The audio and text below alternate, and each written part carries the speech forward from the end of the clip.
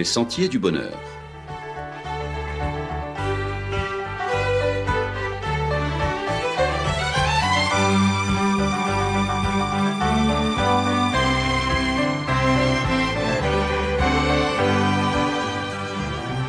Une émission qui vous apporte un message d'espérance, de paix, de joie et de confiance. Quand les crabes se pincent de rire. Chers amis auditeurs, bonjour. Lapin, crabe ou agneau pascal, chacun est marqué par sa tradition culinaire autour de l'événement pascal. Qui du chocolat, l'autre de sa sauce au colombo. Cette année, à cause du confinement, toutes ces modes culinaires risquent fort de n'être que des souvenirs très nostalgiques. Les crabes, eux, se pincent de rire en attendant et nous mettent à la fête. Nous sommes confinés, et eux déambulent, nous narguant sur nos plages et dans nos mangroves. Pinces en l'air, faisant le signe de la victoire, dansant 2 pas à droite et 2 pas à gauche. Comme s'il s'agissait, à Pâques, de pure gastronomie. L'essentiel n'est pas là, car il ne s'agit ni de chocolat, ni de crabe farci, mais il s'agit bien de sang. Oui, la Pâque est sanglante. Oui, le vrai sens de la Pâque nous vient premièrement de ce rappel du passage de l'ange de la mort en Égypte suite à la rébellion caractérisée du pharaon qui ne voulait pas laisser partir le peuple de Dieu pour vaquer à l'adoration. Tous ceux qui en cette nuit tragique avaient le sang d'un agneau sur les montants de leurs portes ont pu obtenir que leur premier-né soit épargné par le jugement de l'ange exterminateur. La Pâque chrétienne vient rappeler qu'il s'agit bien de sang versé, mais cette fois c'est celui du véritable agneau.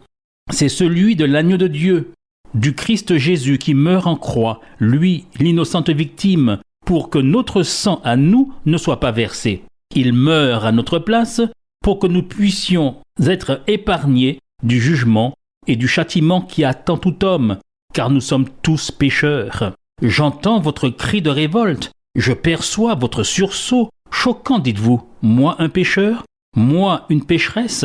Je n'ai ni tué ni volé, je paye mes impôts, je suis un honnête citoyen, je donne même pour les bonnes œuvres.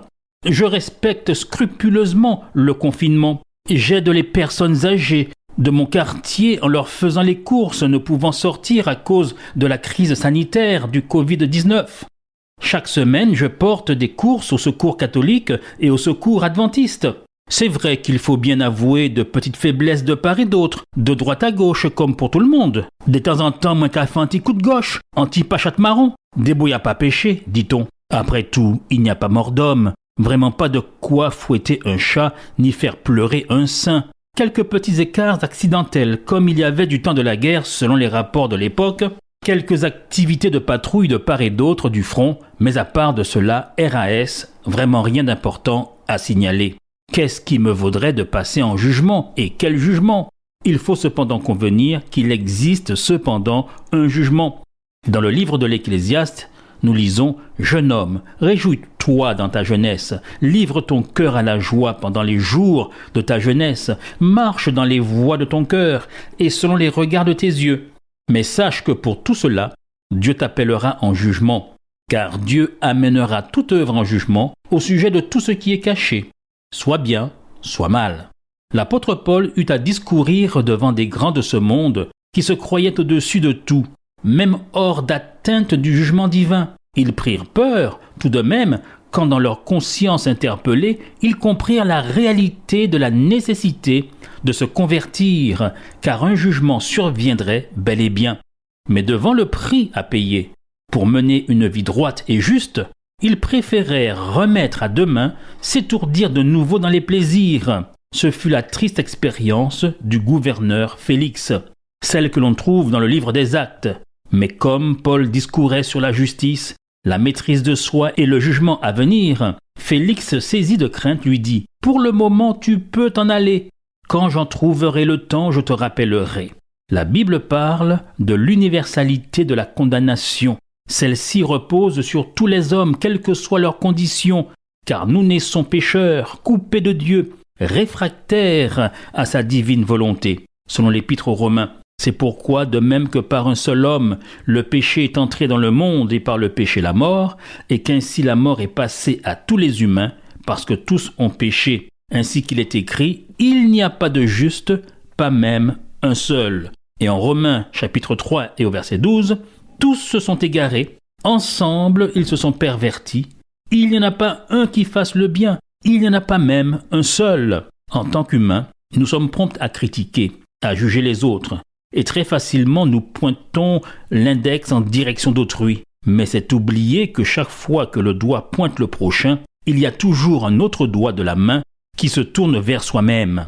Dans l'Épître aux Romains, il est dit « T'imaginerais-tu, toi qui juges ceux qui commettent de tels actes et qui te comportent comme eux, que tu vas échapper à la condamnation divine ? Par ton entêtement et ton refus de changer, tu te prépares un châtiment d'autant plus grand pour le jour où se manifesteront la colère et le juste jugement de Dieu. » Le jugement est une réalité solennelle à laquelle tout homme est invité à réfléchir et à se préparer. Notre credo chrétien nous en fait l'obligation.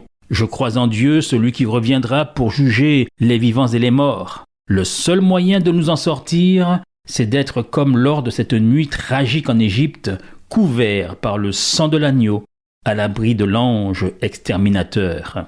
L'heure n'est donc pas au lapin en chocolat, ni au bouc de l'ancien Israël, ni au matoutou crabe, mais l'heure est au sang purificateur et sauveur du véritable agneau pascal. Le sens véritable de la Pâque chrétienne est l'acceptation du sacrifice de l'innocente victime Jésus-Christ. Cet immense sacrifice consenti sur la croix à ma place, afin que je vive, mais pas comme j'en ai envie, mais en nouveauté de vie. Selon qu'il est dit en 1 Corinthiens 5, verset 7, « Enlevez le vieux levain du péché pour devenir pur, alors vous serez comme une pâte nouvelle et sans levain. Ce que vous êtes déjà en effet, le Christ a été offert en sacrifice comme notre agneau de Pâques. » Grâce à ce sacrifice, je peux donc devenir une nouvelle pâte, une nouvelle créature. Chaque personne qui décide de se laisser convertir, changer, sauvée par le pouvoir de ce sang versé, alors contribue à améliorer ce monde, à améliorer cette société. En cette période de confinement de coronavirus, la fête de Pâques prend des aspects particuliers. Et cette période de confinement nous prédispose à la réflexion. Nous avons le temps pour cela. Et rien que l'empêchement d'effectuer nos rituels nous ramène à l'essentiel, au sens véritable, à la vraie signification de la Pâque, de celle, en tout cas, revisitée par Jésus, qui nous dit dans les évangiles « Faites ceci en mémoire de moi ». La célébration cette année est inhabituelle. Elle se fait par vidéo. Les prêches se font du haut du toit des immeubles au Brésil ou à bord d'un hélicoptère au Panama. Si nous profitons pleinement de l'occasion, de la situation malheureuse que nous vivons en ce moment pour réfléchir à la signification réelle de la Pâque, pour accepter d'écouter la voix de Dieu en lisant sa parole, en nous sortant des gestes traditionnels pour vivre à l'écoute véritable du Saint-Esprit, alors nous serons purifiés, nous vivrons une vie nouvelle et plus belle. Nous n'aurons plus peur du jugement ni de la mort, qui est une réalité à venir, comme s'en effraya soudain le gouverneur Félix. Nous n'aurons besoin ni de tranquillisants pour endormir nos angoisses et notre conscience. Nous n'aurons pas besoin non plus d'excitations troubles et malsaines pour échapper à la nécessaire réflexion, ni nous n'aurons la tentation de fuir la rencontre avec Dieu, car grâce à l'agneau pascal, grâce à son sang répandu pour nous, nous acceptons de marcher selon la vie nouvelle du Christ. Nous souhaitons dorénavant faire plaisir à cet agneau qui s'est sacrifié pour que nous ayons une vie nouvelle et plus belle. Désormais, le jugement n'est pas source de crainte et d'effroi, mais au contraire, nous l'attendons avec impatience et avec joie. Et cela est la bonne nouvelle de l'Évangile, la bonne nouvelle de Pâques. Le jugement, grâce au sang de l'agneau, j'en connais déjà le verdict. Oh, bonne nouvelle, c'est l'acquittement. Je suis libéré, je suis justifié, ma dette est payée, je suis sauvé. Et cela n'a rien à voir avec une médaille en chocolat. Ce qui importe vraiment en cette période inhabituelle de célébration de la Pâque, chers amis, c'est cette parole. Faites ceci en mémoire de moi. Et qu'a-t-il fait le Christ ? Il s'est agi pour lui de donner sa vie pour que nous vivions. Donner sa vie, c'est accepter le sacrifice. C'est aider ceux qui ont tant besoin d'aide en ce moment. C'est consoler ceux qui passent par la maladie, par le deuil. C'est soutenir les personnes âgées et isolées, les plus faibles. C'est respecter les consignes de confinement, car c'est un geste altruiste. C'est avoir le cœur du Christ, un cœur ouvert qui s'adapte aux besoins manifestés par mon prochain. C'est en cette période inhabituelle avoir l'esprit de Pâques, c'est-à-dire être le cœur, être les mains, être le regard sans jugement du Sauveur, qui a su montrer son amour infini et sans limite à la croix du Calvaire. Oui, la parole de Dieu déclare que tous ceux qui croient, tous ceux qui acceptent le sacrifice de l'agneau, qui s'engagent à marcher dans la vie nouvelle de l'Évangile, eh bien pour cela, chers amis auditeurs, la Bible, véritable parole de Dieu, déclare dans l'Épître aux Romains chapitre 8 et au verset 1er, « Il n'y a donc maintenant aucune condamnation pour ceux qui sont en Jésus-Christ, l'agneau de Dieu qui ôte le péché du monde. » Bonne réflexion en ce week-end particulier de Pâques. Bon courage et soyez pleins d'espérance en cette période de difficulté. Nous vous disons à la semaine prochaine, chers amis auditeurs.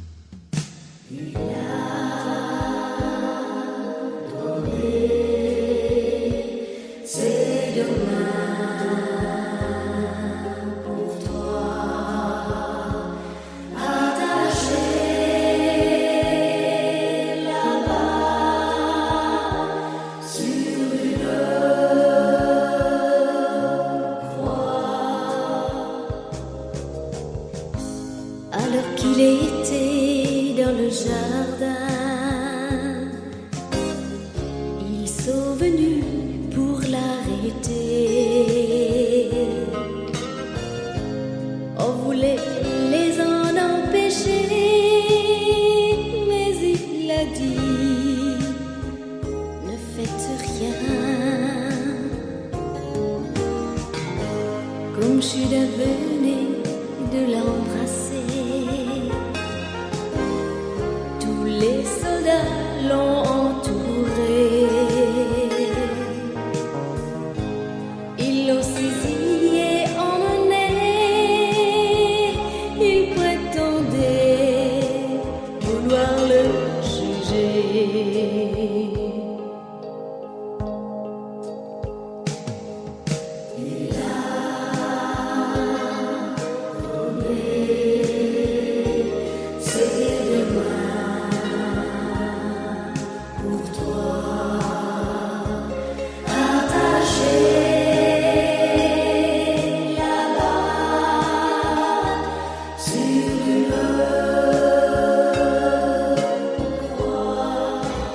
C'était votre émission hebdomadaire, Les Sentiers du Bonheur.